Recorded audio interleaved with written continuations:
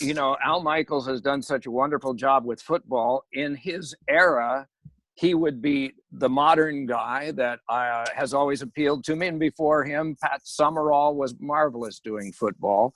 Vin, of course, has covered so many decades of baseball. And one of the great honors of this past 2 weeks in my life was about 4 days ago at about 4:15 p.m.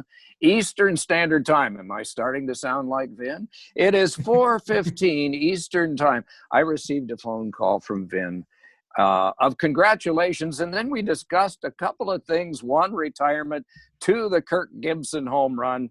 Just a lot of things like that, and it was a great call. And then he said, Mike, you think that when you retire, and I know you're doing a book tour, virtually, that the request for interviews will end. They won't. As a matter of fact, I am supposed to do one now in about 5 minutes.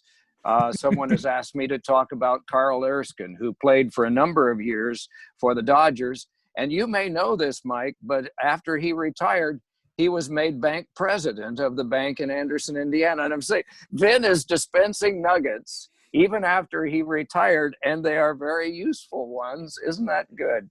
So he would be the all-timer as far as I'm concerned. And as I said, I did enjoy Danny a lot when he was doing hockey. And there have been so many great basketball announcers. But a real quick story about basketball. Hilliard Gates, who was based in Fort Wayne, he is the guy that does the play-by-play of the Hickory Hoosiers in the movie, or Hickory Huskers in the movie Hoosiers. That's his voice that you hear.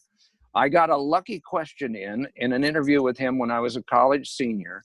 He was in Fort Wayne, ran the station, did all the sports. I said, what was the most unusual event that you ever called?